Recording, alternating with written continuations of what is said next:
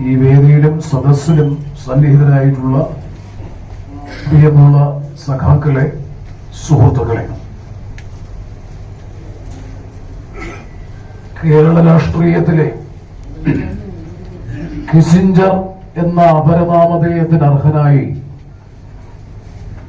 ചരിത്രപരമായ സ്മരണകളായി ഇപ്പോഴും നമ്മുടെ മനസ്സിൽ രമ്പി നിൽക്കുന്ന ബേബി ജോൺ, നമ്മളെല്ലാവരും സ്നേഹാദരവോടുകൂടി ബേബി സാർ എന്ന് അഭിസംബോധന ചെയ്യുന്ന അദ്ദേഹം നമ്മെ വിട്ടുപിരിഞ്ഞിട്ട് 17 വർഷങ്ങൾ പൂർത്തീകരിക്കുകയാണ്. അദ്ദേഹത്തിന്റെ 17ാമത് ചരമവാർഷികത്തോടനുബന്ധിച്ച് ചേരുന്ന സമ്മേളനമാണ് ഇപ്പോൾ പാർട്ടി സംസ്ഥാന കമ്മിറ്റിയുടെ നേതൃത്വത്തിൽ കാലിക പ്രസക്തമായിട്ടുള്ളൊരു വിഷയത്തെ അധികരിച്ചുകൊണ്ടുള്ള ചർച്ചയോടുകൂടിയാണ് അത്തരത്തിലൊരു അനുസ്മരണ സമ്മേളനം തിരുവനന്തപുരത്ത് സംഘടിപ്പിച്ചിട്ടുള്ളത്. ഇവിടെ നേരത്തെ സൂചിപ്പിച്ചതുപോലെ കേരളത്തിന്റെ പ്രിയപ്പെട്ട പ്രതിപക്ഷ നേതാവ് ശ്രീ VD സതീശൻ സംബന്ധിച്ചിരുന്നതാണ്. നിർഭാഗ്യവശാൽ ശാരീരികമായിട്ടുള്ള അദ്ദേഹത്തിന്റെ അസ്വസ്ഥതയെ തുടർന്ന് ഇന്നത്തെ മുഴുവൻ പരിപാടികളും പങ്കെടുക്കാൻ കഴിയാത്ത സാഹചര്യം വന്ന പശ്ചാത്തലത്തിൽ റദ്ദ് ചെയ്തതുകൊണ്ടാണ് ഈ അനുസ്മരണ സമ്മേളനത്തിൽ സംബന്ധിക്കാൻ കഴിയാതെ പോയിട്ടുള്ളത്. ഇന്ന് വൈകുന്നേരം ബേബി സാറിന്റെ തട്ടകമെന്ന് വിശേഷിപ്പിക്കാൻ കഴിയുന്ന ചവറയിൽ ആയിരക്കണക്കിന് ബഹുജനങ്ങളെ പങ്കെടുപ്പിച്ചുകൊണ്ടുള്ള വിപുലമായ അനുസ്മരണ സമ്മേളനം നടക്കുന്നുണ്ട്. ആ അനുസ്മരണ സമ്മേളനം AICCയുടെ സംഘടനാ ചുമതലയുള്ള അഖിലേന്ത്യാ സെക്രട്ടറി ശ്രീ KC വേണുഗോപാൽ ഉദ്ഘാടനം ചെയ്യും. അത്തരത്തിലൊരു സമ്മേളനം, അനുസ്മരണ സമ്മേളനം എന്ന നിലയിൽ കൊല്ലത്ത് പ്രത്യേകമായി നടക്കുന്നുണ്ട്. ഇവിടെ ഇത്തരത്തിലൊരു അനുസ്മരണ സമ്മേളനവും ഒരു വിഷയാധിഷ്ഠിതമായിട്ടുള്ള അനുസ്മരണ സമ്മേളനം സംഘടിപ്പിക്കാൻ ഇടയായ ഏറ്റവും പ്രധാനപ്പെട്ട കാരണം ബേബി ജോൺ കേരള രാഷ്ട്രീയത്തിലെ കിസിഞ്ചർ എന്ന വിശേഷണത്തിന് അർഹനായതു തന്നെ മുന്നണി ഭരണം എങ്ങനെ ഫലപ്രദമായി ജനോപകാരപ്രദമായി പ്രാവർത്തികമാക്കാമെന്ന് കേരള രാഷ്ട്രീയത്തിൽ തെളിയിച്ചതിന് നേതൃപരമായ പങ്കുവഹിച്ച രാഷ്ട്രീയ നേതാവ് കൂടിയായിരുന്നു ആദരണീയനായ ബേബി സാർ. നമുക്കറിയാം, അദ്ദേഹത്തെ കുറിച്ചൊരു ദീർഘമായ വിശദീകരണത്തിന്റെ ആവശ്യമുണ്ട് എന്ന് എനിക്ക് തോന്നുന്നില്ല. അരനൂറ്റാണ്ട് കാലം കേരള നിയമസഭാംഗമായി ചവറ നിയമസഭാ നിയോജക മണ്ഡലത്തെ പ്രതിനിധീകരിച്ചുകൊണ്ട് പ്രവർത്തിച്ച് ദീർഘകാലം കേരള സംസ്ഥാന മന്ത്രിസഭയിലെ അംഗമായി പ്രവർത്തിച്ച് വിവിധ വകുപ്പുകൾ കൈകാര്യം ചെയ്ത് ഏറ്റവും മികവുറ്റ ഭരണ നൈപുണ്യമുള്ള ഭരണകർത്താവ് എന്ന് പേരെടുത്തിട്ടുള്ള കേരളത്തിന്റെ ബഹുമാനപ്പെട്ട മുൻ മന്ത്രി, നിരവധി മന്ത്രിസഭകളിൽ ദീർഘകാലം പ്രവർത്തിക്കാൻ അവസരം ലഭിച്ചിട്ടുള്ള, നിരവധി മുഖ്യമന്ത്രിമാരോടൊപ്പം ഇടതുപക്ഷ ജനാധിപത്യ മുന്നണിയിലും കോൺഗ്രസ് നേതൃത്വം കൊടുക്കുന്ന ഐക്യ ജനാധിപത്യ മുന്നണി സംവിധാനത്തിലുമൊക്കെ മന്ത്രിയായി പ്രവർത്തിച്ചുകൊണ്ട് ധിഷണാപരമായ പ്രവർത്തനങ്ങളിലൂടെ കേരള സമൂഹത്തിന്റെ പൊതു ആദരവ് ആർജിക്കാൻ കഴിഞ്ഞിട്ടുള്ള പ്രഗത്ഭനായ ഭരണകർത്താവ് എന്ന നിലയിൽ വേറിട്ടു നിൽക്കുന്ന വ്യക്തിത്വത്തിനുടമയാണ് ബേബി സാർ എന്നുള്ളത് കേരളത്തിന്റെ പൊതുമണ്ഡലം അംഗീകരിച്ചിട്ടുള്ള ഏറ്റവും പ്രധാനപ്പെട്ട സംഗതിയാണ്. അതുപോലെ തന്നെ RSPയെ സംബന്ധിച്ചിടത്തോളം, RSPയുടെ രാഷ്ട്രീയത്തെ സംബന്ധിച്ചിടത്തോളം കരിമണൽ തൊഴിലാളികളെ സംഘടിപ്പിച്ചുകൊണ്ട്, ഞാൻ അതിന്റെ ഒന്നും ചരിത്രവും വിശദാംശങ്ങളിലേക്കൊന്നും ഈ അവസരത്തിൽ കടന്നുപോകാൻ ആഗ്രഹിക്കുന്നില്ല, ഏറ്റവും കൂടുതൽ നേതൃപരമായ പങ്കുവഹിച്ചത് കരിമണൽ തൊഴിലാളികളെ സംഘടിപ്പിച്ചുകൊണ്ട് നടത്തിയ സാഹസികമായ പോരാട്ടങ്ങൾ. നിരന്തരമായ സമരങ്ങളിലൂടെ കരിമണൽ തൊഴിലാളികൾ ചുട്ടുപൊള്ളുന്ന മണലിൽ മണ്ണ് ചുമന്നുകൊണ്ട് അധ്വാനം വിയർപ്പാക്കി പണിയെടുക്കുന്ന പാവപ്പെട്ടവരിൽ പാവപ്പെട്ടവരായ തൊഴിലാളികളെ ഏറ്റവും കനത്ത വിവേചനം നിലനിന്ന ആ മേഖലയിൽ ആ വിഭാഗം തൊഴിലാളികളെ സംഘടിപ്പിച്ചുകൊണ്ട് നടത്തിയ സാഹസികമായ പോരാട്ടങ്ങളുടെ അനന്തര ഫലമാണ് സത്യത്തിൽ കൊല്ലത്തും കേരളത്തിലും സംഘടിത തൊഴിലാളി വർഗത്തിന്റെ ഒരുപാട് നേട്ടങ്ങൾക്ക് കാരണമായത് എന്നുള്ളത് ഈ അവസരത്തിൽ പ്രത്യേകം സ്മരിക്കാൻ ഞാൻ ആഗ്രഹിക്കുകയാണ്. ഇടവം 11, ഇടവം 12 എന്ന് ചരിത്രത്തിൽ രേഖപ്പെടുത്തിയിട്ടുള്ള നിർണായകമായ പ്രക്ഷോഭങ്ങൾക്ക്, സമരങ്ങൾക്ക്, തൊഴിലാളി വർഗ സമരങ്ങൾക്ക് നേതൃത്വം കൊടുത്തുകൊണ്ട് ഈ പ്രസ്ഥാനത്തെ RSP എന്ന പ്രസ്ഥാനത്തെ വളർത്തുന്നതിൽ നിലനിർത്തുന്നതിൽ നിർണായകമായ പങ്കുവഹിച്ച സംഘടനാപരമായ ചാതുര്യം പ്രകടിപ്പിച്ച മികച്ച സംഘാടകൻ എന്ന നിലയിൽ അങ്ങനെ നിരവധി തലങ്ങളിൽ ഒട്ടനവധി വിശേഷണങ്ങൾക്ക് അർഹനായി പ്രവർത്തിക്കാൻ കഴിഞ്ഞിട്ടുള്ള അദ്ദേഹത്തെ ഈ അവസരത്തിൽ അനുസ്മരിക്കുമ്പോൾ പാർട്ടിയെ സംബന്ധിച്ച് പാർട്ടിയുടെ അഖിലേന്ത്യാ ജനറൽ സെക്രട്ടറി ആയിരിക്കുന്ന ഘട്ടത്തിലാണ് രോഗബാധിതനായി അദ്ദേഹത്തെ പിൽക്കാലത്ത് 2008 അദ്ദേഹം മരിക്കുന്നത്. തീർച്ചയായും പാർട്ടി സംഘടന കെട്ടിപ്പടുക്കുന്നതിൽ പാർട്ടി സഖാക്കളെ സംബന്ധിച്ചിടത്തോളം വ്യക്തിഗതമായി ഞാൻ അടക്കമുള്ള പുതുതലമുറയിൽപ്പെട്ട പൊതുപ്രവർത്തകരെ സംബന്ധിച്ച് രാഷ്ട്രീയ പ്രവർത്തകരെ സംബന്ധിച്ചിടത്തോളം ഞങ്ങളെയൊക്കെ രാഷ്ട്രീയത്തിന്റെ മുഖ്യധാരയിലേക്ക് പാർലമെന്റ് അടക്കമുള്ള വിവിധ ജനായത്ത സഭകളിലേക്ക് കൈപിടിച്ചുയർത്തുന്നതിൽ പുതുതലമുറയെ ഏറ്റവും കൂടുതൽ പ്രോത്സാഹിപ്പിച്ചുകൊണ്ട് പ്രസ്ഥാനത്തിന്റെ മുഖ്യധാര രാഷ്ട്രീയത്തിന്റെ പ്രധാനപ്പെട്ട വക്താക്കളാക്കി മാറ്റുന്നതിലടക്കം എടുത്തിട്ടുള്ള മുൻകൈ പ്രവർത്തനങ്ങളാണ് ഈ പ്രസ്ഥാനം ഇന്നും കരുത്തോടെ ശക്തിയോടുകൂടി മുന്നോട്ട് പോകാൻ സഹായകരമായിട്ടുള്ളത് എന്നത് ഈ അവസരത്തിൽ പ്രത്യേകം പരാമർശിക്കാൻ ഞാൻ ആഗ്രഹിക്കുകയാണ്. വ്യക്തിഗതമായ സൗഹൃദം, രാഷ്ട്രീയ അഭിപ്രായ വ്യത്യാസങ്ങൾക്കപ്പുറത്ത് ഇന്ന് നമുക്കറിയാം പകയും വിദ്വേഷവും രാഷ്ട്രീയ നേതൃത്വത്തിൽ ശക്തമായി വളർന്നു വരുന്ന ഒരു കാലഘട്ടത്തിൽ പുതുതലമുറയ്ക്ക് സത്യത്തിൽ ബേബി സാർ ഒരു പാഠപുസ്തകമാണ്.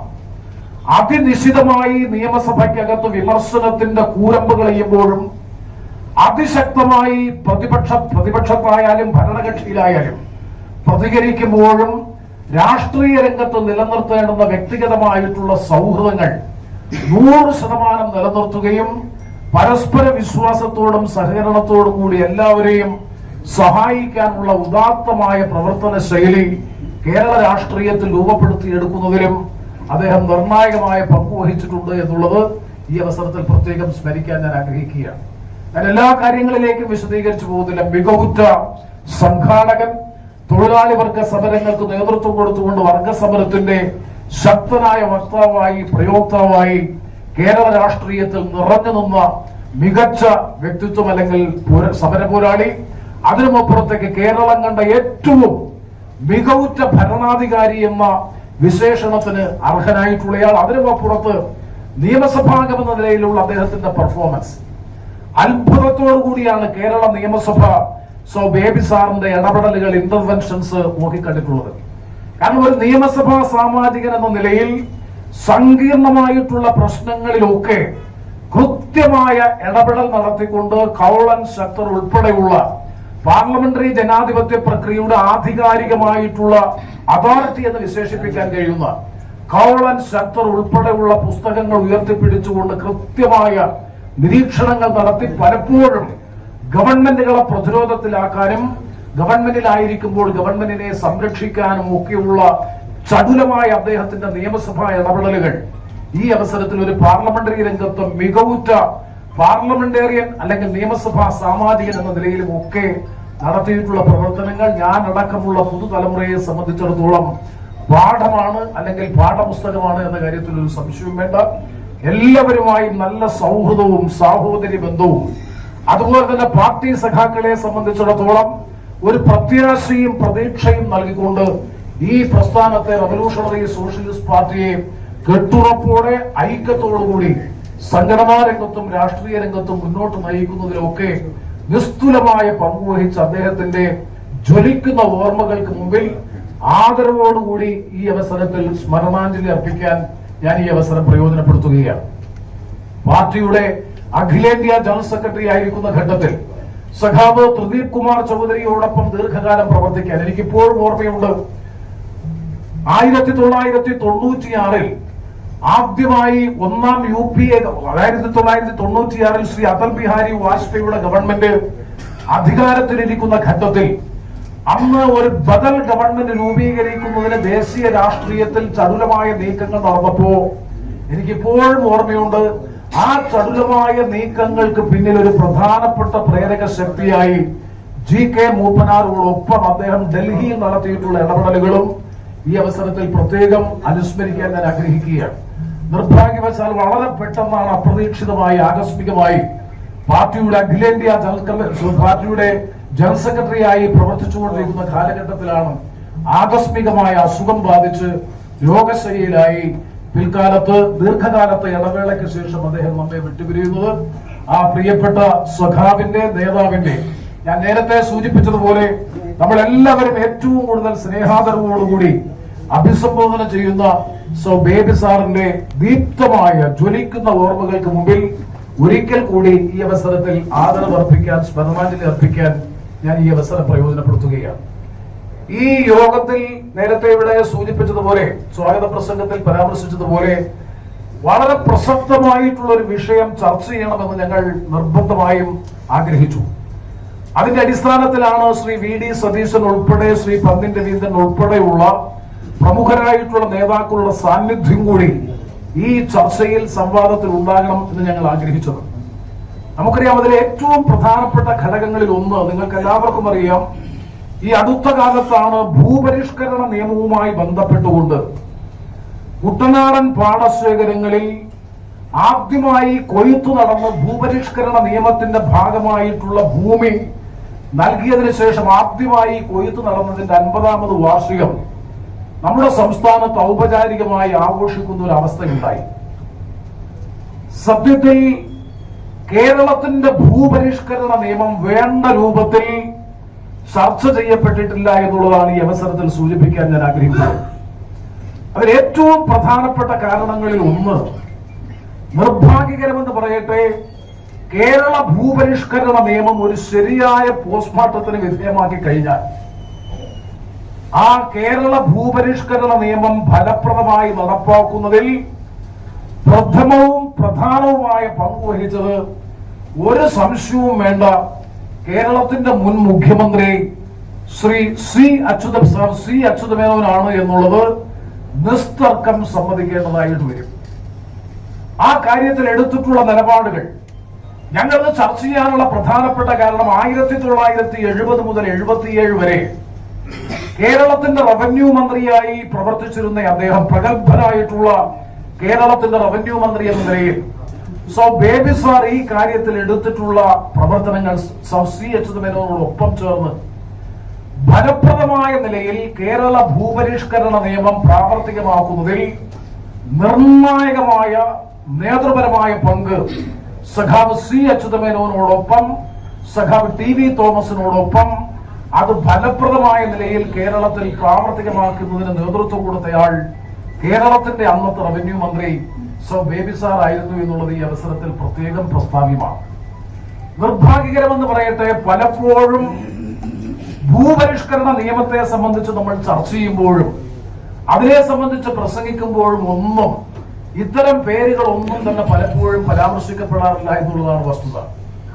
1957 ആദ്യമായി കേരളത്തിൽ അധികാരത്തിൽ വന്ന, ബാലറ്റ് പേപ്പറിലൂടെ അധികാരത്തിൽ വന്ന സഖാവ് EMSന്റെ നേതൃത്വത്തിലുള്ള ഗവൺമെന്റാണ് ആദ്യത്തെ നിയമം, കേരള നിയമസഭയിലെ ആദ്യത്തെ നിയമം എന്ന് പറയുന്നത് തന്നെ എല്ലാ കാർഷിക മേഖലയിൽ കുടികിടപ്പുകാരുടെയും പാട്ടക്കാരുടെയും ഒഴിപ്പിക്കൽ നിരോധിച്ചുകൊണ്ടുള്ള, എവിക്ഷൻ പ്രൊസീഡിങ്സ് ബാൻ ചെയ്തുകൊണ്ടുള്ള ഒരു നിയമമായിരുന്നു കേരള നിയമസഭയിൽ ആദ്യമായി 1957 സഖാവ് EMS ഗവൺമെന്റ് അധികാരത്തിൽ വന്നതിന് ശേഷം ആദ്യം നടപ്പാക്കിയ നിയമം.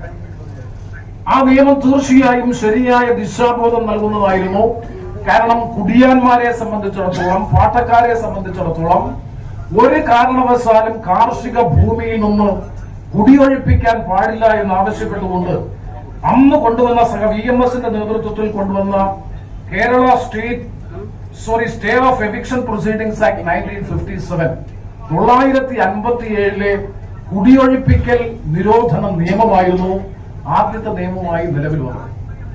രണ്ടാമത് കേരള അഗ്രേറിയൻസ് ബിൽസ് 1959 കാർഷിക ബന്ധ ബില്ലാണ് 1957 മുതൽ 59 വരെയുള്ള ഗവൺമെന്റ്, സഖാവ് EMSന്റെ നേതൃത്വത്തിലുള്ള ഗവൺമെന്റ് കൊണ്ടുവന്നത് കാർഷിക ബന്ധ ബിൽ, അഗ്രേറിയൻ റിലേഷൻസ് ബിൽ എന്ന പേരിലായിരുന്നു.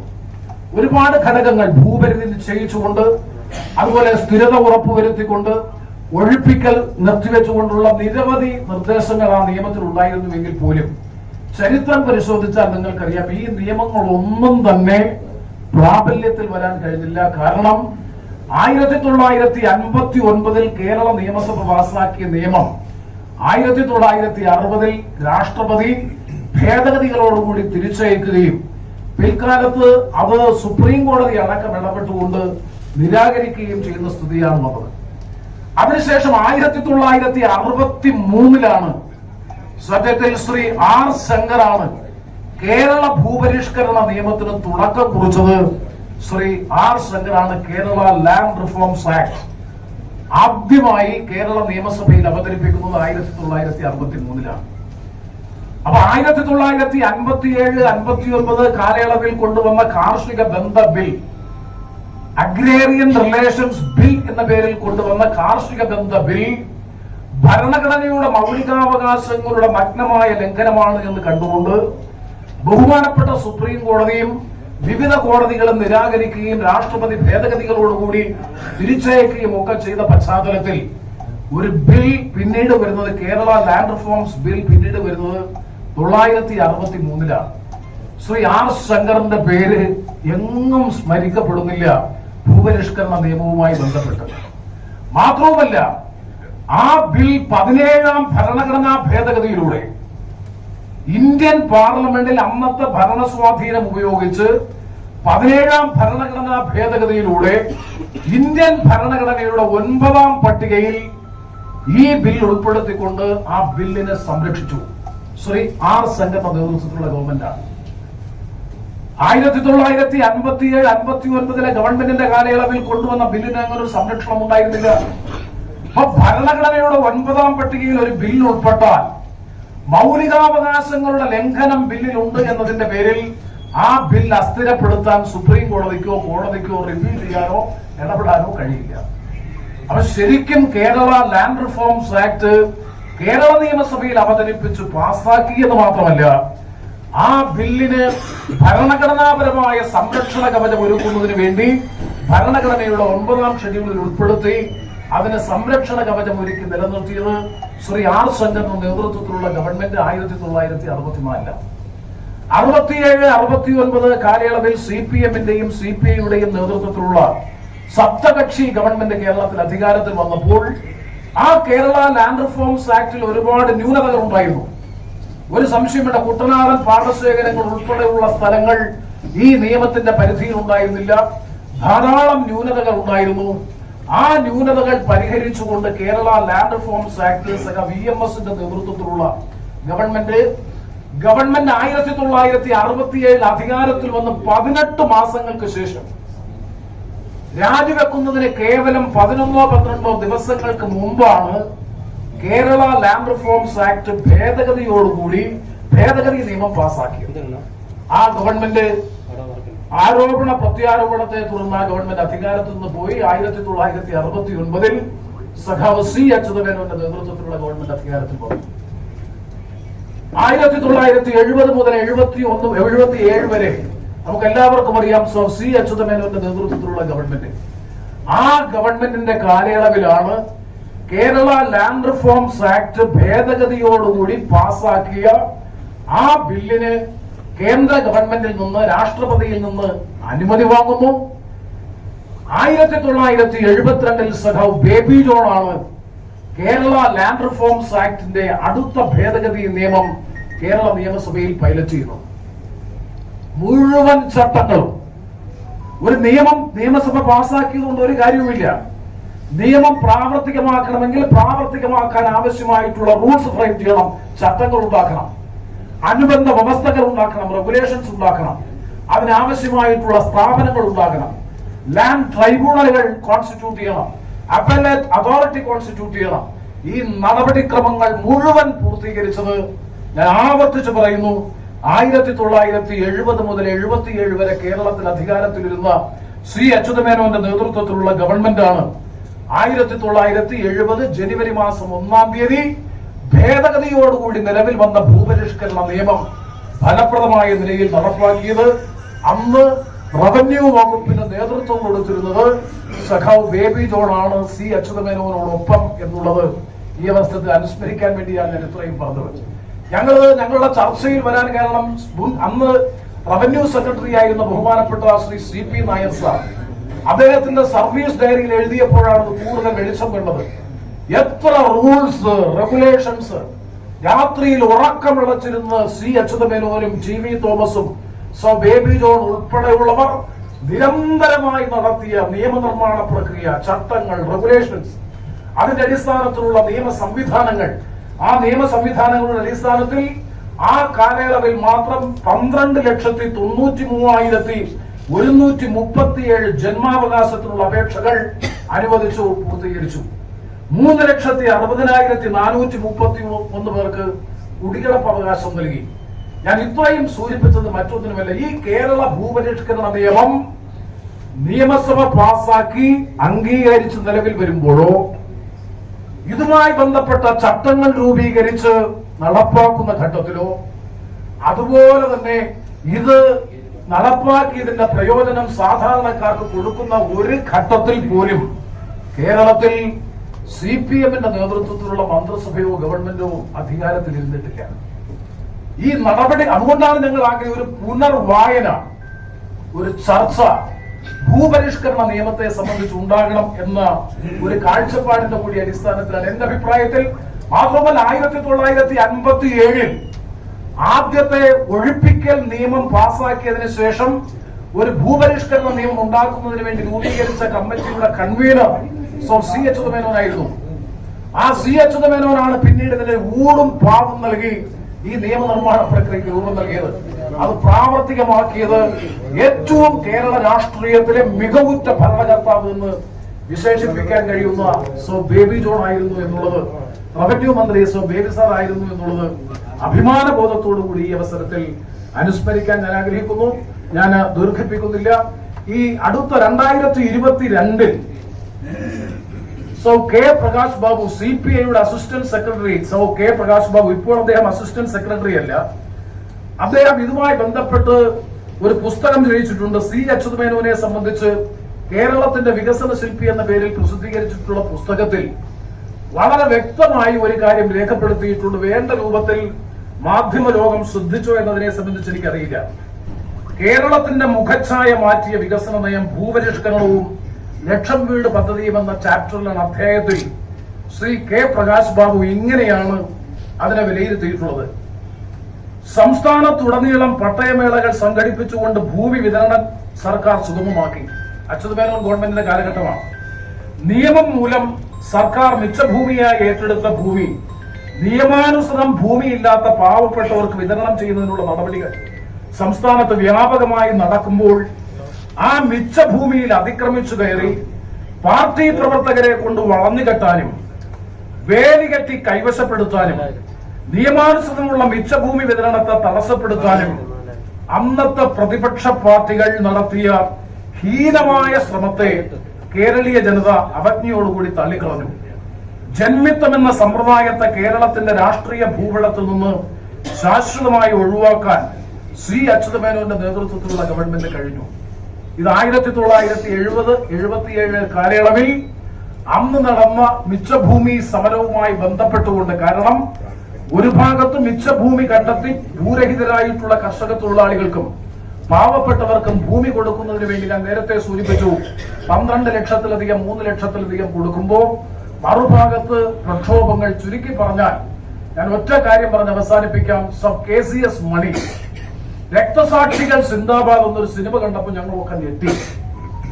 കാരണം CPI-യുടെ ദുർഭരണം കേരളത്തിൽ തിരുവിതാംകൂറിൽ അവസാനിപ്പിച്ചതിന് ഉത്തരവാദി മറ്റാരോ ആണ് എന്ന് വ്യാഖ്യാനിക്കുന്ന നിലയിൽ, വിലയിരുത്തുന്ന നിലയിൽ രക്തസാക്ഷികൾ സിന്ദാബാദ് എന്ന സിനിമയിലൂടെ KCS മണിയെ പോലും ആ ചരിത്രത്തെ പോലും തമസ്കരിച്ചുകൊണ്ടിറങ്ങിയ ഒരു സിനിമ ഈ അവസരത്തിൽ പ്രത്യേകം ശ്രദ്ധേയമാണ്. കേരള ഭൂപരിഷ്കരണ നിയമത്തെ സംബന്ധിച്ചും പരിശോധിച്ചാൽ ഞാൻ ആവർത്തിച്ചു പറയുന്നു, ആ ഭൂപരിഷ്കരണ നിയമം ഫലപ്രദമായ രൂപത്തിൽ നടപ്പാക്കിയതിൽ നേതൃപരമായ പങ്കുവഹിച്ചത് CPI, അതുപോലെ തന്നെ കോൺഗ്രസ്, RSP തുടങ്ങിയ കക്ഷികളുടെ പങ്ക് വളരെ വളരെ വലുതാണ്. അതിന്റെ അർത്ഥം CPM-ന്റെ പങ്ക് നിഷേധിക്കുകയല്ല. അവരാണ് 1957-59 കാർഷിക ബന്ധ ബിൽ എന്ന ബിൽ കൊണ്ടുവന്നത്. ആ ബില്ലിന് പകരമായിട്ടാണ് കേരള ഭൂപരിഷ്കരണ നിയമം ശ്രീ R. ശങ്കർ കൊണ്ടുവന്നത്. പിന്നീട് അത് ഭേദഗതി ചെയ്തുകൊണ്ടാണ് ഫലപ്രദമായ നിലയിൽ ഈ ബില്ല് നടപ്പാക്കിയത്. ഇത്രയും പരിശോധിക്കുമ്പോൾ വളരെ വ്യക്തമാണ്. ഞാൻ ആവർത്തിച്ചു പറയുന്നു, ബേബി ജോൺ കരുത്തനായ ഭരണാധികാരി എന്ന നിലയിൽ ഇപ്പോൾ 1000-2000 പേർക്ക് പട്ടയം കൊടുക്കുമ്പോഴാണ് നമ്മൾ വിപുലമായ പട്ടയമേള സംഘടിപ്പിച്ചുകൊണ്ട് ലക്ഷക്കണക്കിന് പേർക്ക്, ഭൂരഹിതരായ പാവപ്പെട്ട കൃഷിക്കാർക്ക്, കർഷക തൊഴിലാളികൾക്ക്, കുടിയാന്മാർക്ക്, പാട്ടക്കാർക്ക് ഭൂമിയിന്മേലുള്ള അവകാശം ഉറപ്പുവരുത്തുന്നതിൽ നിർണായകമായ പങ്കുവഹിച്ച കരുത്തനായ റവന്യൂ മന്ത്രി. ഞാൻ എപ്പോഴും പറയുന്നു, അത് സി അച്യുതമേനോടൊപ്പം ചേർന്ന് നിന്നുകൊണ്ട് ആ പ്രവർത്തനങ്ങൾക്ക് നേതൃത്വം കൊടുത്ത ബേബി ജോൺ എന്ന ഭരണാധികാരി ഈ അവസരത്തിൽ ആദരവോടുകൂടി അനുസ്മരിക്കാൻ ഞാൻ ആഗ്രഹിക്കുന്നു. നിർഭാഗ്യവശാൽ ചരിത്രം പലപ്പോഴും വേണ്ട തരത്തിൽ വിലയിരുത്തപ്പെടുന്നില്ല. സംഘടിതമായ ബഹുജന ക്യാമ്പയിനിലൂടെ പലതിന്റെയും അവകാശവും കുത്തകയും മറ്റു പലരുടെയും കരങ്ങളിലേക്ക് പോകുമ്പോൾ ഇവരൊക്കെ നടത്തിയ നിർണായകമായ നിസ്തുലമായ സംഭാവനകൾ കൂടി സ്മരിക്കേണ്ടതായിട്ടുണ്ട്. ആ നിലയിൽ ഞാൻ നേരത്തെ സൂചിപ്പിച്ചതുപോലെ വിവിധ തലങ്ങളിൽ മികവും കഴിവും തെളിയിച്ച് കേരള രാഷ്ട്രീയത്തിലെ കിസിഞ്ചർ, അപ്രതിരോധ്യനായിട്ടുള്ള നേതാവ്, സംഘർഷഭരിതമായ സാഹചര്യങ്ങൾ മുന്നണി രാഷ്ട്രീയത്തിൽ ഉണ്ടാകുമ്പോൾ സമവായത്തിലൂടെ ഇടപെട്ട് സമവായത്തിലൂടെ പ്രശ്നങ്ങൾ പരിഹരിച്ച് ഒരു കോalition ഗവൺമെന്റ് മുന്നണി സംവിധാനം എങ്ങനെ ഫലപ്രദമായി, ജനോപകാരപ്രദമായി, സുസ്ഥിരമായി നടപ്പാക്കാമെന്ന് തെളിയിച്ചതിൽ ഒരു പ്രധാന പ്രേരക ശക്തിയായി പ്രവർത്തിച്ചതുകൊണ്ടാണ് അദ്ദേഹത്തെ കിസിഞ്ചർ, കേരള രാഷ്ട്രീയത്തിലെ കിസിഞ്ചർ എന്ന അപരനാമധേയത്തിന് അർഹനായത്. ആ പ്രഗത്ഭനായ ഭരണാധികാരിയുടെ, തൊഴിലാളി വർഗ നേതാവിന്റെ, പാർട്ടിയുടെ കരുത്തുറ്റ സംഘാടകനും നേതാവുമായിട്ടുള്ള അദ്ദേഹത്തിന്റെ ജ്വലിക്കുന്ന ഓർമ്മകൾക്ക് മുമ്പിൽ ആദരവോടുകൂടി സ്മരണാഞ്ജലി അർപ്പിച്ചുകൊണ്ട്, അഭിവാദ്യം അർപ്പിച്ചുകൊണ്ട് ഞാൻ വാക്കുകൾ ചുരുക്കുന്നു. നിങ്ങൾക്ക് എന്റെ അഭിവാദ്യം.